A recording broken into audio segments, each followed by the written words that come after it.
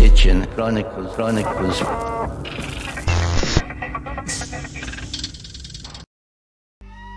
Good evening and welcome to the show. My name is Eric P. and I am the director of the Sitchin Chronicles documentary, and I'm very happy to have you here. Tonight's guest is William Henry. You might know William from being in the cast of Ancient Aliens for the past 13 seasons or so. William is also I believe he has 4 shows or so on the Gaia network. He's a very, very busy man, traveling all over the world. He does lectures. He's an author and just an all-around nice guy. And I really, really had a good time getting to know William. So without any more delays, I want to go ahead and start the interview. We recorded this just a couple of days ago, and it was just a lot of fun. So I hope you enjoy. And welcome William Henry to the show. William, thank you so much for joining us. My pleasure. It's nice to see you, Eric. You too. How are you handling the pandemic? So far, so good. Have you been able to get a haircut? You know, my wife cuts my hair, so I'm a very lucky guy. Look at this. It's just my wife's, the kids are looking, we just look like we're cavemen now. So it's a lot of, anyway. So I want to jump right into this. And the first part of the show, I want to talk a lot about you and a lot of the things that you've got going on. And I just want to start out here. I have some notes, and I think we have some really neat things we're going to talk about. So first of all, you and I, we met in Nashville right before the pandemic, about 3 months ago. And you're originally from Michigan. You've been living in Nashville for many, many, many years, and that's home for you. Yes, I grew up in Detroit, the Detroit area. I moved to Nashville when I was 19, and golly, that's about 38 years ago. Can't believe it. Wow. Yeah. Yeah. Do you like the weather down there better? I love Nashville. It's just a wonderful place. The people are awesome, and it's got so many mysteries about it too that keeps things really exciting. So 30 years of research, 18 books. You've got 4 television shows, I believe, on Gaia. You have Ancient Aliens. And do you know what the #1 search result for you is? No, I do not. So if you type in William Henry, Ancient Aliens, the little thing that autofills, necklace. So where did you get that necklace? That's really, really funny. Actually, my best friend went to Egypt with me. I think it was actually the first time I went to Egypt. She was with me, and she bought it for me as a gift. I wasn't running the tour. I was a guest speaker on the tour, and she thought it looked like me, so she got it for me as a gift, and I never took it off. And that was in 2002 or 2003. Wow. It's just funny to see people bring that necklace up. I mean, I see it all the time. I know. Yeah, I've got it on now. And so, I get a lot of emails from Ancient Aliens viewers saying, hey, where'd you get that necklace? I want to have one. So actually, my wife, Clare, started having them copied, duplicated in Cairo by master craftsmen. Mine's an antique. But we found some craftsmen that are able to duplicate it, and so there's a small cadre of people out there that wear my necklace. That's crazy. I love it. I ended up buying some cheap Chinese things recently, and it was like they look so nice on Alibaba, but when I got them, they didn't look very good. So, okay. 15 seasons of Ancient Aliens. Now, I don't know if you've been there since the very beginning, but 185 episodes. When did you first join the cast? I joined the cast in the end of the second season, I believe it was. They were doing an episode. Somehow they learned about the the work I had done decoding the Ascension symbolism in the dome of the U.S. Capitol. Mm-hmm. And they were doing an episode not about Ascension or specifically about the Capitol, but about George Washington. And so they called me up to D.C. and we did an interview. And next thing I know, I'm a regular on the show. Wow. Have you enjoyed doing it? I'm sure you have. Immensely. I mean, it's a wonderful show. I mean, the fans are phenomenal. The researchers they have on staff are awesome. They dig things up that it's practically like Christmas for me. I mean, what happens is for any given episode, they might ask me 15 or 20 questions. They'll send the questions and I have to go research out the answers. And wow, the things that they have dug up, this whole story of the gods and ancient humanity just keeps getting broader and broader and broader. Yeah, and that was going to be one of my questions is do you guys just, you don't shoot every week, you maybe once a month or something like that? Or approximately, yeah. During the times that we're in production, I'll be in LA. I can be in LA anywhere from 2 to 3 times a month sometimes. Okay. We work really hard on the show, and again, the producers are due so much credit for all the work that they do. And Prometheus, they're just awesome. And so yeah, I'll fly out to LA where we do our shoots, and then sometimes like last season I was in Italy for the show. That was awesome. I was also in Vancouver for the show, so we were able to go out in the field a little bit more this past season. And I don't know what the plans are now for the future of the show. I'm hoping that it continues. I do too. I've seen people discussing whether or not you guys are going to run out of subjects, but I just don't think that that's possible. Because then there's always new information that comes along too, so you can revisit older episodes and update them. But it's impossible to cover every subject in this genre. It's just so vast. Yeah. Out of all the episodes that you've done, which one do you think is your favorite? Well, I love the Da Vinci episodes. Painting in a dimly lit chapel. Before lighting the candle, you don't see anything. Right. You light the candle, and the light of the flame illuminates the painting, and there emerges against a dark background St. John the Baptist. And the pointing upward to heaven, saying, I'm from the light, I'm witnessing to the light. He's pointing to another realm. Oh yes, this is where the divine wisdom comes from. This is the source of everything. The first words of St. John are, I saw the light, I will come to this earth. Wow.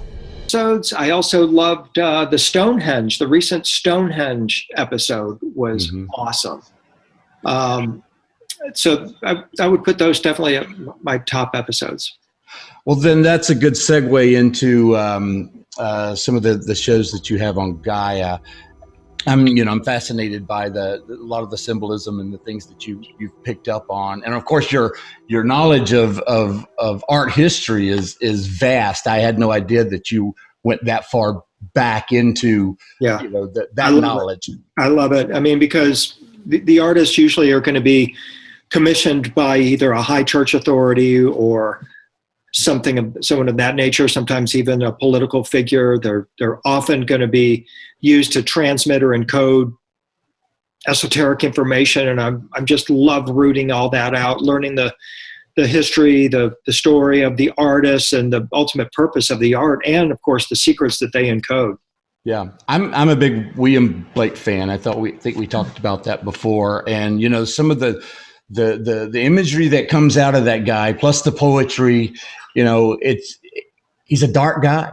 Yeah. No, I mean, Claire and I had a chance to see the largest William Blake collection. It was an exhibit at the Tate Museum in London that took place earlier in 2020, and it was just magnificent. Tell me about the Lost Secrets of Jesus, the wand and the ring. I did start watching that, and I've just not had a chance to finish it yet. But right, so this started. I've been researching the Holy Grail during the mid-'90s. I was following FDR's quest for the Grail, as well as the reincarnated Jesus in Mongolia in 1933. Mm-hmm. And along the way, I stumble into the Vatican's collection of their early depictions of Jesus, 2nd to 4th century. These are on sarcophagi. They're in the Vatican Museum today. And they portray Jesus as clean-shaven, short-haired, sort of like Apollo, with a rod or a wand in his hand, performing all the miracles, raising Lazarus, turning water into wine. All the miracles they document were performed with this rod or wand. And then after the church councils take place, 325 AD, the wand disappears. And it's like, okay, well, why did they get rid of Jesus' wand? Did he have one to begin with? Was he a magi? Yes. Why did they have to eliminate that imagery? I mean, after this time, then they show Jesus waving his hand when he's performing the miracles. Mm-hmm. And I think part of the reason is because he looks too much like the Egyptian god of alchemy, Thoth, who also wielded a rod or a wand when he raised King Seti as Osiris with a rod or wand. And so I think what they were doing is trying to sever that connection to Egypt and maybe even to Mesopotamia as well. The Ascension Keepers. Now, I want to dwell a little bit out on Ascension, because that seems to be a topic it's trending quite a bit right now. The Essenes have an aura of profound mystery about them. Becoming perfect light humans is clearly the goal of the Essenes. They knew mystical secrets, and these secrets had to do with human transformation into celestial beings and ascension. Why were they called Essenes? A name awarded them doubtless in recognition of their holiness. Holiness means to be luminous, radiant, and angelic. From this investigation, we will piece together the ascension teachings and disclosure of extraterrestrial beings left for us by the Essenes, just in time for the arrival of the new humanity in the modern ascension and disclosure movement. I'm William Henry, and this is Ascension Keepers.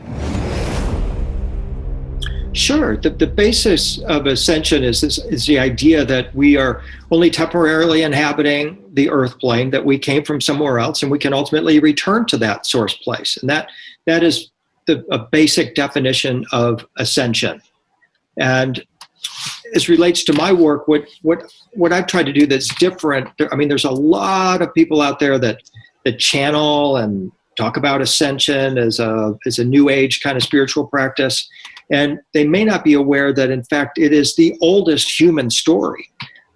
There was a group of gods that came to Earth. They were called the Anunnaki. They came here to assist humanity in their ascension.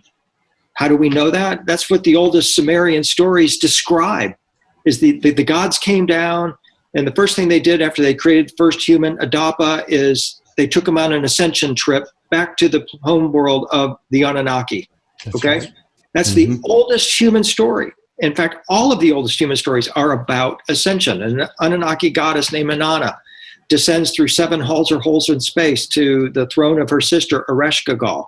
It's another ascension story. The Epic of Gilgamesh, an ascension story. Absolutely. All of human history is a quest to return to our original source place. And that is essentially what ascension is. And then along the way, what they talk about is that the way we ascend is to become a perfect being. And to be perfect means to be whole, holy, complete, and compassionate.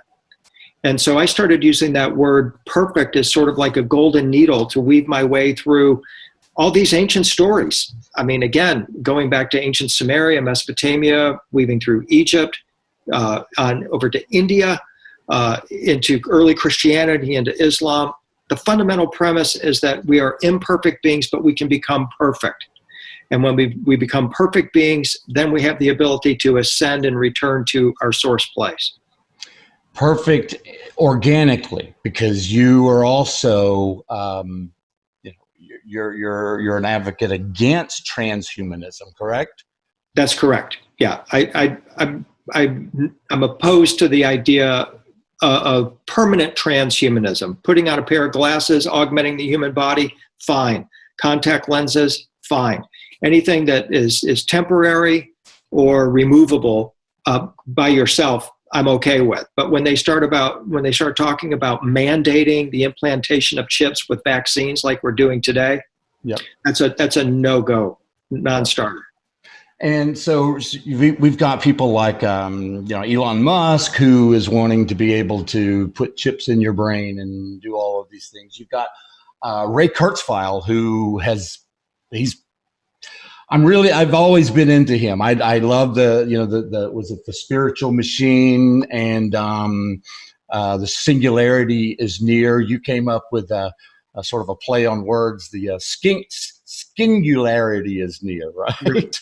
Right. And the idea of Kurzweil's thing is to live the next 20 years in order to live forever. He's going to have. That's not the object of our life.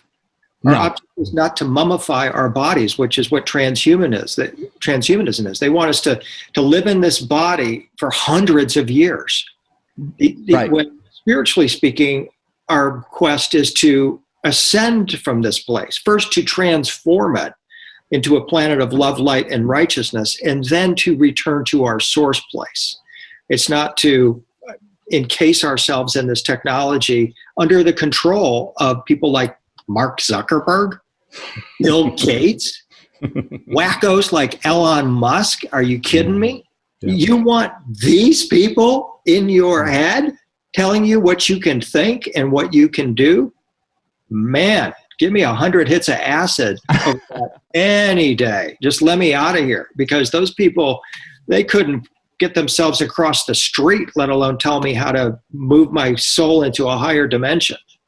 And see, while I had always been a person who had studied Kurzweil, when I started reading some of your stuff, you made perfect sense, because you put forth the notion that we were hindering ascension by trying to, use all of these methods of living forever, because it's not natural.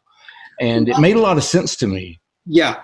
I mean, when you studied the history of ascension, as I have, and I call myself an ascension scholar, and I don't know how many ascension scholars there are out there, but I made it my business at least the past 10 years to be looking at this from a very deep and even an academic perspective. I'm not channeling this. I'm not coming up with this on my own. I'm not professing I'm the reincarnation of every important person that's ever walked the planet.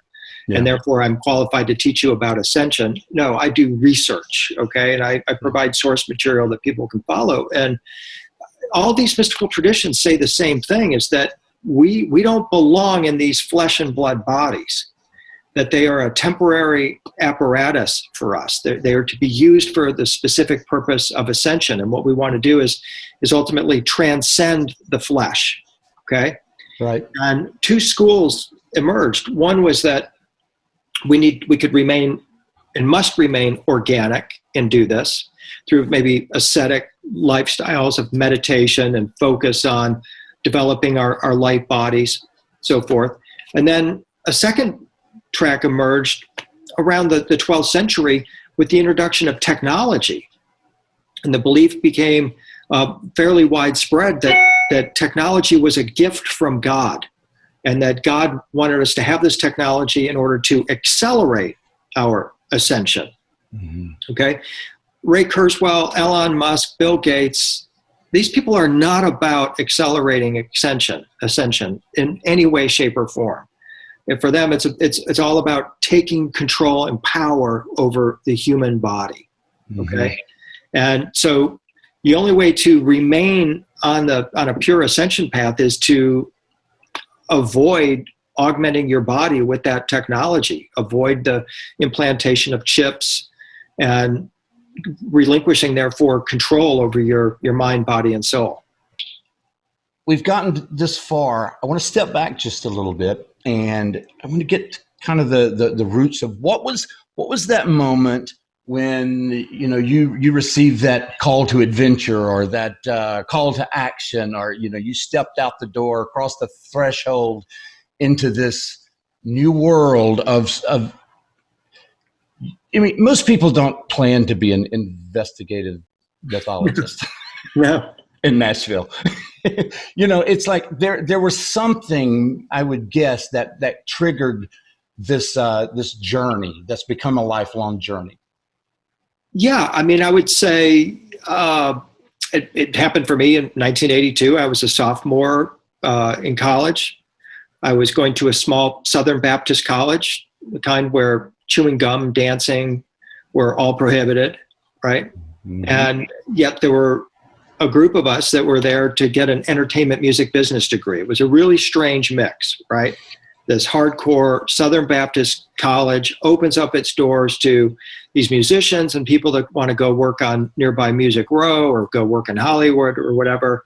And so here I come from Detroit, having no knowledge about the Bible whatsoever. I mean, in my home, the four apostles were Waylon, Willie, Chris Christopherson, and Johnny Cash. And Sunday morning was my father breaking out the records and Sunday morning coming down. It was right. That was church. Okay. And so then I come to Nashville to go to this school to become an entertainment lawyer. I play guitar and I love music and I wanted to be an entertainment lawyer.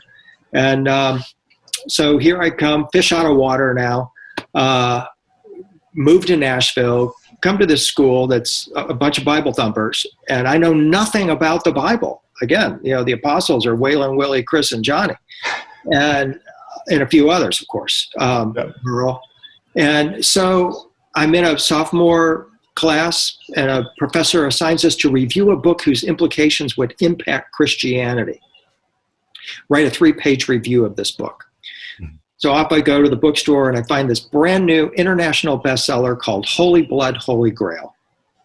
It caused a sensation when it came out because it said the crucifixion was a hoax. Jesus and Mary Magdalene were married. They had children. They moved to southern France after the crucifixion. There's a little tiny village, a little hilltop village called Rennes-le-Château that still preserves their secrets. And oh, by the way, the Catholic Church exterminated as many as 1 million men, women, and children in southern France to keep the real teachings of Jesus and Mary Magdalene from becoming widely known. Mm-hmm. And I'm like, wait a minute, what's this parallel mystery tradition that you're talking about? I mean, I was suddenly locked onto and fixated on that. I wrote a 44-page review of the book, was flunked in the class, and invited to go continue my education elsewhere, which is what I did. And that was the power pack. There was something in that book that sent me off on this track to find, okay, well, I want to know if you're saying traditional Christianity is not the real teachings of Jesus, then what are the real teachings of Jesus? And so I just started on that path of self-studies at that very moment and have continued ever since. That's a pretty amazing story. Very much like the story that Sitchin tells of how he got started on his own. There's always that pivotal moment, and I just wanted to get there and try to find out what it was with you, because I'm always fascinated by what makes a person just change. Yeah. So I mean, that's what got me started, and I had two choices. It was either going to be Holy Blood, Holy Grail, or it was a book about how William Shakespeare was in fact a real life Francis Bacon, and what are the mystic secrets hidden in the Shakespearean sonnets. And I, part of me wishes I could have studied that track, but I would have probably ended up in the same place anyway. Yeah. As a theater major, we went through all of those things, the Ben Johnsons, and then, there's a fascinating Christopher Marlowe, I believe, was another one that they said was Shakespeare. Yeah, it is. It really is. Okay, let's go on a little further here. And so, what is it like? Do you actually go to California or whatever to videotape your shows for Gaia, or are you doing those in Nashville? No, those are actually done in Boulder, Colorado. Oh, okay. Yeah, they're based actually Louisville, Colorado, which is basically Boulder. They're right next door. Okay, so now I didn't know much about Gaia until, like a lot of people, I kind of heard about this cosmic disclosure that they had on there. And for about 6 episodes, they had me hook, line, and sinker, the Corey Good, the secret space program. We are interviewing a truly remarkable man, Corey Good, age 45, originally from Texas, and you still live in Texas, actually. And what he has done here is to come forward as an insider and share with me more information about what's really going on behind the scenes in these so-called secret government and secret military programs and their development and industrialization of our solar system. It's a truly remarkable story because I've interviewed dozens of insiders over the years with classifications sometimes 35 levels above the President of the United States. I've withheld about 90% of that information from the public because A, it could get people killed, B, I didn't want to release things that would then spoil me being able to figure out who the real insiders were. Corey came along, and he not only knew the 90%, he had many other puzzle pieces that I had been looking for. I knew there was something that people weren't telling me, and it all came together. So, Corey, welcome to the show. Thank you for being here. Thank you. And then now we're seeing all of this, these lawsuits and things like that. Jay Widener, I guess, is getting sued. Gaia's getting sued by Corey, and there's just a kind of a mess there. And now they've taken all of the episodes down. No, I really have no idea. I mean, I've known Jay since the mid '90s and worked with him at Gaia. I was actually on the 2 most popular episodes of Cosmic Disclosure. Oh, I didn't know that. Which was interesting. And, just kind of, I just try to avoid those guys. They really, I don't know, I'm not sure where they're coming from or what they're actually trying to do. I feel bad for Jay. He's, always been a good guy to me, and I'm sorry he's got these legal issues. I'm sure he's put in a position now to kind of defend his honor because he was the one who vetted Corey Good. Yeah. I never would have, to be perfectly honest with you. I mean, from the very first time he opened his mouth, it's like, this is.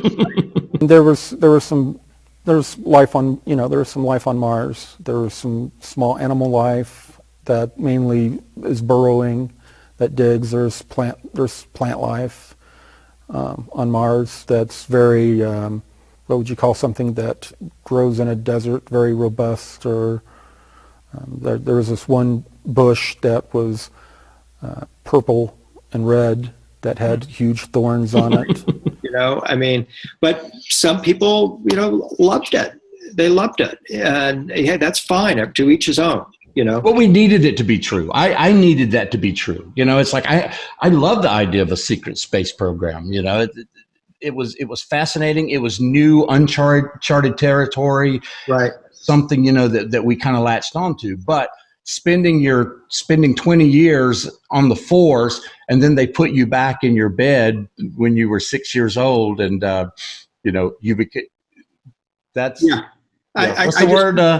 I couldn't do the mental gymnastics required to follow along with it, and the suspension of disbelief and all of that just is not for me. Like I say, in fact, when I sat down with Corey and David for those interviews, David's first question was, "Do you think Corey Good is crazy?"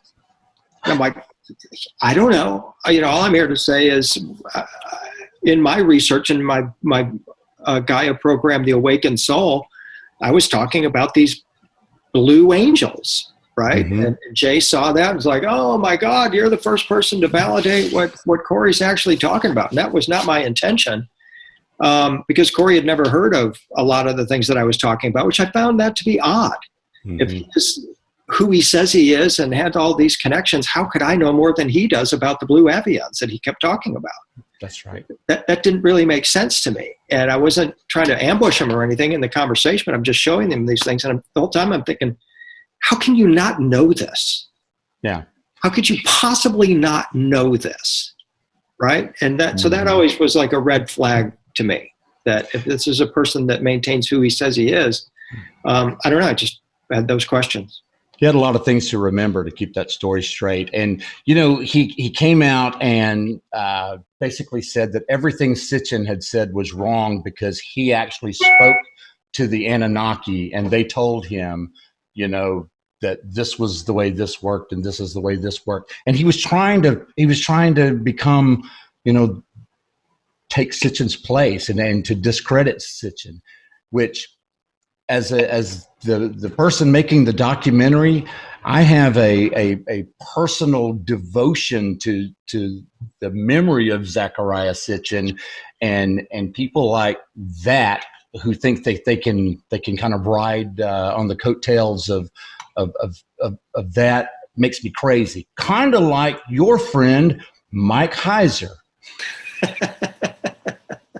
I take offense to people who try to tear down someone's work after, Sitchin spending 30 years or so,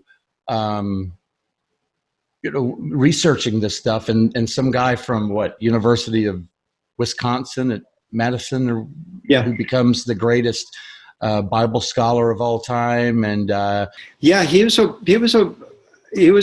real wild card there for a bit. I mean, I don't know. I think brilliant guy, came in, if maybe his approach was a little friendlier, instead of trying to destroy and walk over dead bodies in order to get to where he wanted to go. He could have been, a person that's a little more cooperative, but instead he decided to come in and attack the biggest gun in the field. And that's what egomaniacs do. If they're going to come in, they're going to try and prove themselves. They're not going to pick on somebody small. They're going to go pick on somebody really big. And, that's the approach that he took. Well, you ended up doing a rebuttal to some of the things. I think it was one of the tablets, and you wrote a really nice letter. You kind of said what you wanted to say, and then he came back and posted it online and put, your writings were in gray and his were in red or whatever. Yeah. And he didn't give you the chance to, he just wanted to go and prove you wrong as well. He did. It was kind of funny because he felt like he was the professor and I'm going to grade this paper. And it's just like, look, jerk, nobody really cares about who you are anyway. And if this is going to be your approach, it's not going to get you very far, which in the end it didn't. Yeah. So and I was approaching it from just a real open-minded perspective. He came in and he said Sitchin is wrong and Sitchin has raped the Bible. Mm-hmm. And he challenged Sitchin and Lawrence Gardner, Whitley Strieber, I think maybe Graham Hancock and me, and all others who raped the Bible. Like the Bible is his personal purview. Right. Only he can interpret the word, right? Mm-hmm. And we have no business interloping or trespassing on his personal property. Sorry, Mike. Mm-hmm. And so nobody else paid him the time of day. And I'm like, I'm your Huckleberry. Let's talk, Mike, because I've got questions about this too. And I just really want to learn because I want to know for my personal satisfaction as well as to make sure I'm giving the best information I can to people that read my work. So what she got? And I think I put out a paper first, or maybe he put something. Yeah, he said Sitchin is wrong, and here's all the reasons why. Yep. I remember, it's been a while since I've read this, but I do remember laying out my methodology. I mean, at that time I was very deep into the symbolism and the word plays and puns of the language of the birds. Mm-hmm. And this is a language system that was used by the alchemist Fulcanelli. The great alchemist said that the language of the birds was the language spoken by Adam and Eve in the Garden of Eden. And it's English, okay? Right. And King Solomon used the language of the birds. It has this whole history in the esoteric sciences of people utilizing phonetic resonance. If a word sounds like a word in English, then you can interpret that word in English, okay? It's wacky, it's right-brained, but it's been used for centuries. And so what does Heiser do? He's got a degree in linguistics, I believe, or Bible, whatever it is. I can't remember. But in the first sentence of his rebuttal to me, he says, friends, William Henry is insane. He gets his information from birds. Oh, my God. And it's like, oh, my God, Dr. Michael S. Heiser, you don't even have the scholarly gumption to do a 1-second Google search to find out what the language of the birds is. And instead, you're going to come over and try to lop my head off. That was his whole game. He was not interested in learning. He wasn't interested in promoting learning. He was solely interested in expanding that already giant ego and trying to knock everybody off their pedestal so he could be the guy on the pedestal. You're absolutely right. And, he did a lot of damage. And I think that damage continues today because his website is still up there. And, the sitchiniswrong.com. And if you look at, and you probably don't give him the time of day, but because I've been researching him, a lot of his lectures, he teaches demonology and things like that, and the invisible foes, but he has those followers, and those people who at one time would have, really gotten into what Sitchin was saying. He's managed to turn them away from that, and personally, I think it's a huge. It was just a screw up on his part, because there were so many people that will never read Sitchin just because that guy said, Yeah, it's true. And I mean, that was his MO from the very beginning. He was desperate coming out of college, trying to make an income, and the best way he was going to do it was to, attack somebody else instead of saying, here is my alternative text. And he wrote some novels and things like that. But, I just don't trust anybody that tries to build an audience solely by taking advantage of another person in their career. No. And I'm with you. And it's aggravating. I've invited him so many times, and I've even gotten to the point where I'm going to post pictures of my pugs online because he's a pug lover. So we have 2 pugs, and I thought maybe I could I could get in that way, but he will not. He just won't. He won't do it. So, do you have another show in the works on Gaia? Not at the moment, no. I'm waiting to see if we're going to do a second season of Ascension Keepers, which I would love to do. Mm-hmm. But at the moment, we haven't made any decisions yet. Okay. Now, also part of your day job, you lecture and you give tours. And yes. Like I saw that, well, I guess they were canceled because in March, you were supposed to be going to Egypt or France or someplace? We were in Egypt in March, yeah. Yeah, we were in Egypt in March. Okay, so you got home just in time, I suppose. Yeah, we did. In fact, we were the last flight into Nashville before they stopped the international flights. Together. So if you don't mind, I'd like to talk a little bit about Zecharia Sitchin. Sure. And we'll go from just the very beginning. When did you first find out about him? Had you read von Daniken first and then ended up, like most people, it was von Daniken and then they needed more, so they went to Sitchin. How did you go about doing it? Yeah, I actually first heard about von Daniken in the early 80s, mm-hmm. But I didn't read Sitchin until it was 1991. And I had, at that time, I was actually writing children's books. I had developed a series of books based on a character called Junior Cosmic Egg, the story of a cosmic egg named Junior who wanted to grow up to become his own universe. Oh. And I was out promoting these books and talking about kids in the new consciousness. Mm-hmm. And in fact, I was on the Whole Life Expo lecture circuit. I was interviewing parents and 6 and 7 year olds that claimed that they had experiences with angels and ETs and Jesus and these types of experiences. And I can't remember how I first became aware of Sitchin, but 12th Planet suddenly came into my hands. Mm-hmm. And I realized, wait a minute, this is where I really want to go. This is amazing, amazing material. So I started to phase out of doing the children's books work and the kids in the new consciousness and started to shift over into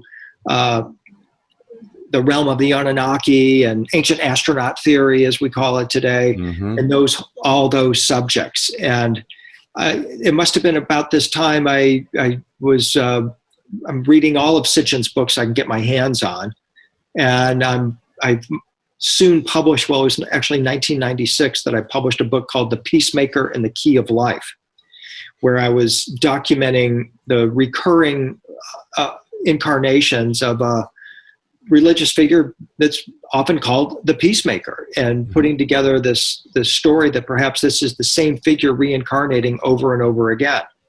And of course, Ningishita in the Sumerian tradition, beginning with Sitchin, was the originator of this line or lineage of these peacemakers.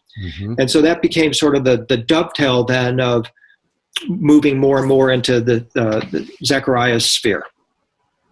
You wrote your first book, and you were a big Sitchin fan, and you were very proud of your first book. And one of the first person that's going to get a copy is Zechariah Sitchin. So I'll let you tell me the rest. Yeah, so the book was The Peacemaker and the Key of Life.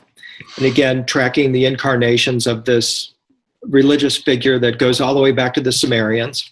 And I finished the book, and I sent it to Zechariah just to say, wow, thank you for all the research that you brought forth in your books. And I was able to utilize some of this in my book, and wanted you to see what I was doing.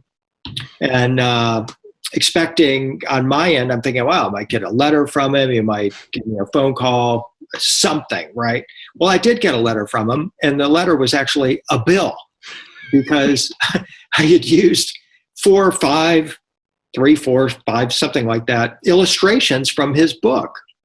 Yep. And he sent me a bill for $125 per image, saying, these are my images. What are you doing? If you're going to use them, you got to pay me. And I'm thinking, oh my gosh, of course, right? And I'm totally embarrassed, because I'm actually on my way to Denver for the first Sitchin Studies Days. This was a major event in Denver in the summer of 1996. Father Charlie Moore was there. Zechariah, of course, was there. Dr. Nick Begich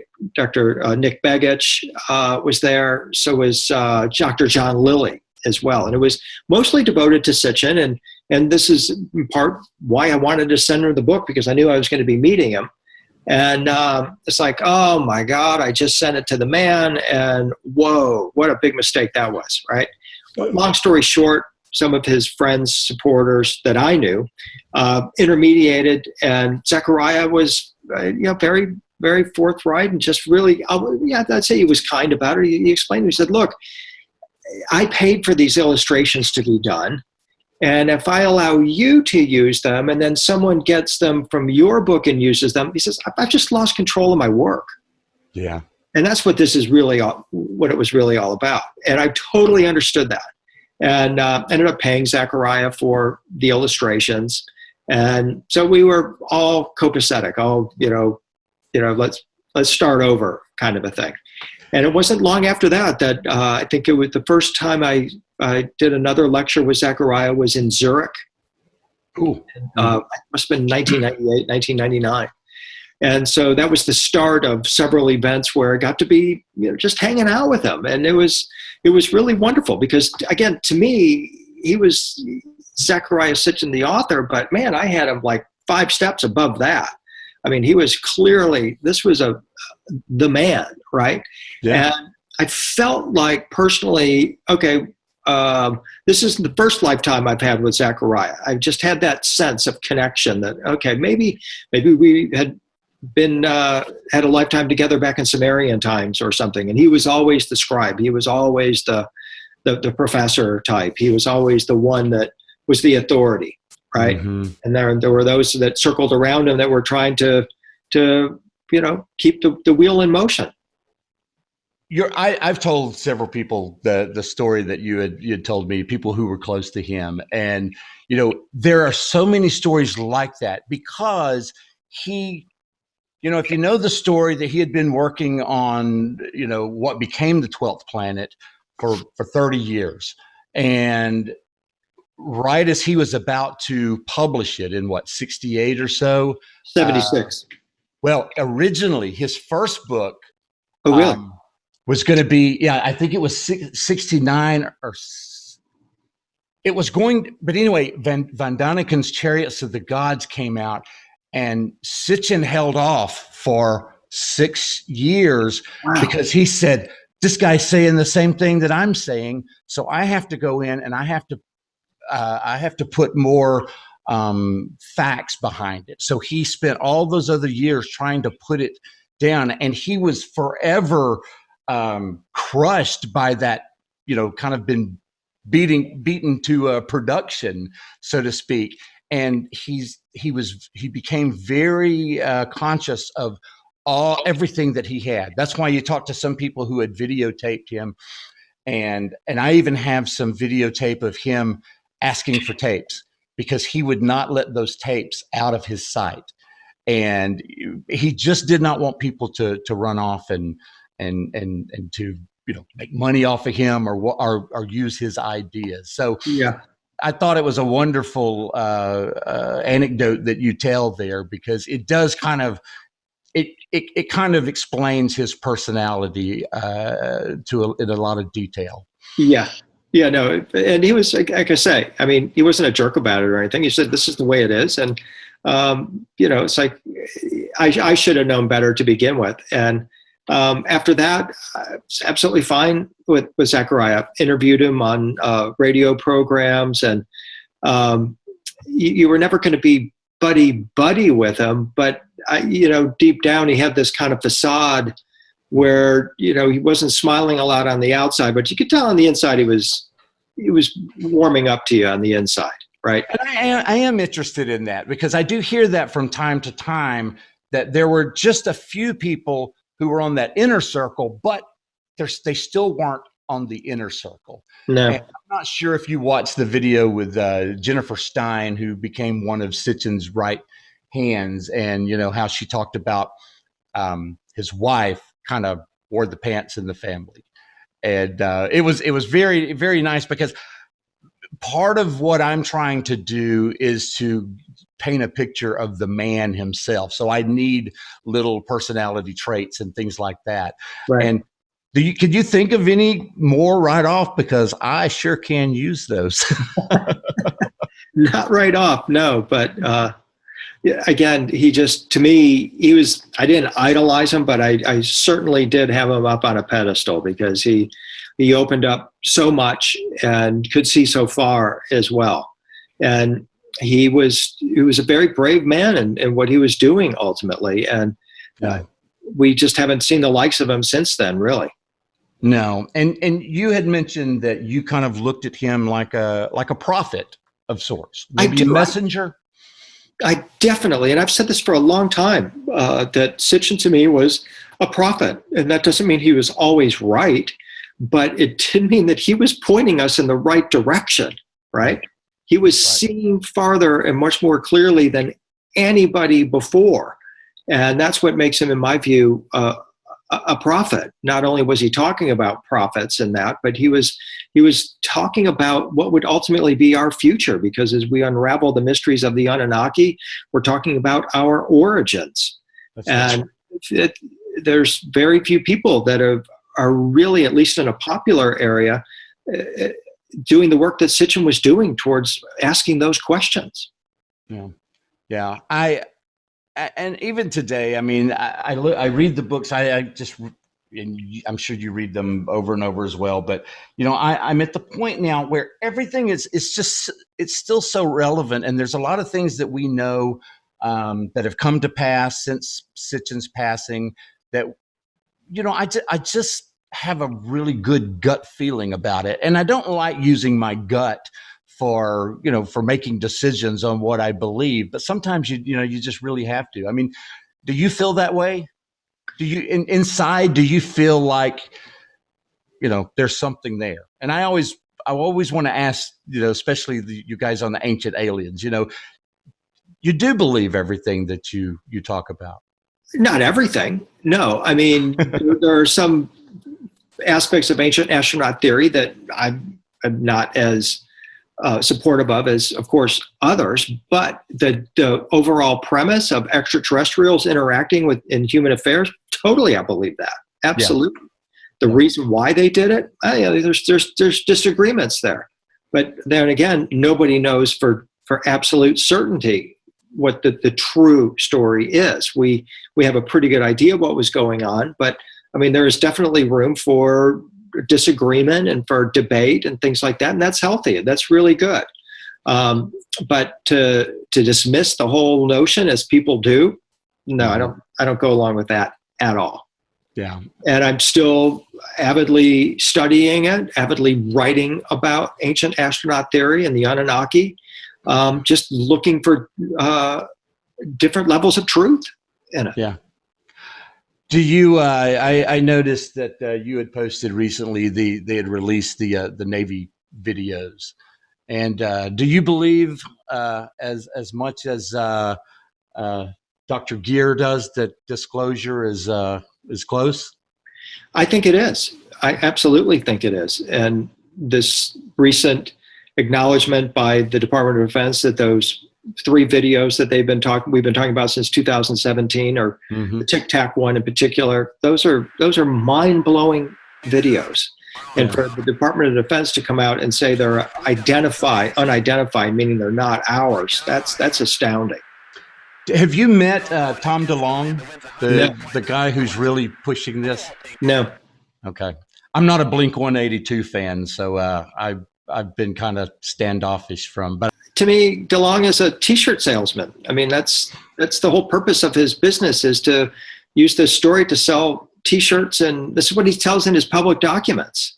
Yeah. You know, it's not so much about changing the human race or getting at the truth and all that. No, his documents say, we're going to sell T-shirts, we're going to sell coffee mugs, whatever. And that's what this is really all about. And so, yeah, this To the Stars Academy that he's got, you know, there's a lot of money that's been sunk into that. And I just didn't know, you know, if that's some actual thing that, you know, that everyone from MUFON's picking up on, and they're like, this is the greatest thing in the world. Not happening, huh? Yeah, I just don't know that a for-profit company should be spearheading disclosure. Yeah. I mean, if they have the inside track, what are they going to do? They're going to copyright videos. They're going to prevent other researchers from having access to certain information. This is the legacy of humanity. It's the future of humanity. Yeah. Why is a public corporation and some guy selling stock supposedly running this disclosure show? I mean, that just doesn't make sense to me. What about Dr. Gear? I mean, Stephen Gear. Do you like a lot of things that he talks about, or? I don't have that great a familiarity with what Stephen Greer does. He, of course, is widely known, and is another one of those kind of lightning bolt type of personalities that is spearheading this. And I just haven't been called to research what he's doing. I just wish there was a way that we could filter out what is real and what's not. And, I try to go with MUFON and, things that they say, and because it's reputable as far as that goes. But there's just no way, because, you've got people, and I always liked David Wilcock until he got messed up with Corey Goode. But, now all of a sudden David Wilcock can prophesize, and aliens are talking to him and things like that. And that's no different than Nancy Leader at Zeta Talk, who started the whole 2012 debacle. So I just, there's a lot of people that really, they give you guys bad names. It's like, oh, you're one of those guys. So how do you deal with that? It's just an unfortunate part of it. And you're right. I do take some of that personally, because I don't behave like David Wilcock or some of these other people, at least try not to. Yeah. And I don't, some people say, oh, it doesn't rub off on you. Well, okay, that's great. My personal thing about disclosure, just one more comment on that, is and I've said this before, and I believe this, that when disclosure really happens, none of the people that are presently talking about disclosure will be involved. Okay. They will be bypassed. It will be at a much higher and more official level than wannabe disclosure messiahs. Okay. That's basically what we've got. And so I don't think any of these people, including myself, probably will even be consulted, will be acknowledged, nothing. Because it'll be, when it actually happens, it will be so overwhelming and frightening that people will want real solid answers, not someone saying, "Oh, I told you so," and all this kind of thing. So I think it's going to be a completely different scenario.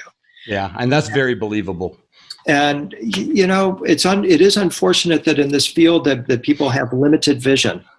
They think that if you are doing well, then it's at my expense. Okay. Mm-hmm. And so they have that kind of Heiser approach. I'm going to come in and I'm going to take over. And the way I'm going to do that is not with better information or better presentations or whatever. I'm going to take it from you. Yeah. And that is kind of the ruling order of the day. And it's unfortunate, but yeah, they're just people. Yeah. And this is how people behave in all spheres. It's not just the UFO disclosure movement. It's in corporate America. It's everywhere. Why? Because there's human beings involved. Yeah. If there's human beings involved, there's going to be petty jealousy. There's going to be conspiracies. There's going to be egos. There's going to be all these problems. And it's like, okay, enjoy, just enjoy. Always snake oil to sell too. Always. And, it's up to people to use their discernment. Part of this is a lesson in discernment and not being willing to, or being willing to do the work yourself rather than take at face value what anybody is saying. Yeah. Yeah. Well, I don't want to keep you too long, but in closing, I would like to ask you what I always ask everyone. And that is what you do. Now it's not what we consider to be the normal thing. So what does friends and family, and did you ever have to do any explaining as to what you were doing, or did people think that William's gone crazy? No, in fact, I love it that my friends aren't into this, because then we're friends, but more and more, of course, everybody is opening up to this. And I never had that kind of problem. My family Thanksgiving at our house was all about conspiracy theories and UFOs. I mean, back in the 90s, as far back as then, there used to be a conspiracy newspaper. I can't remember, The Spectator.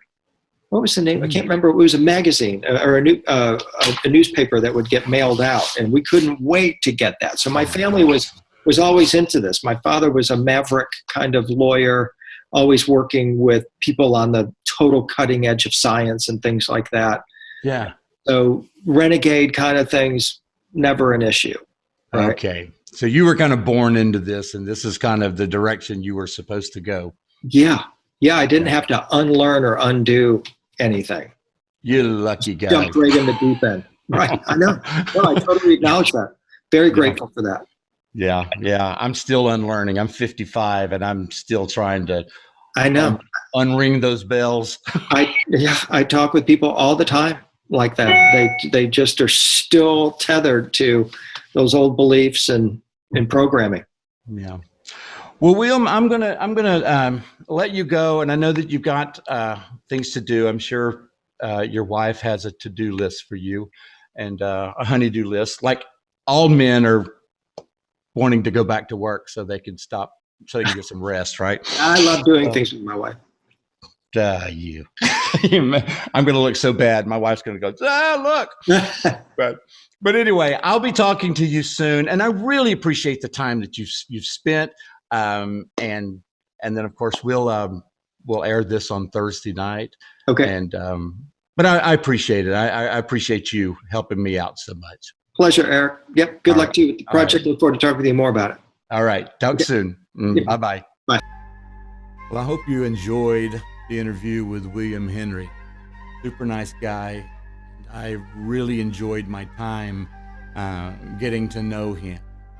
Next week on the show, we have Jason Martell. He's also on Ancient Aliens, and he's an entrepreneur and an author as well.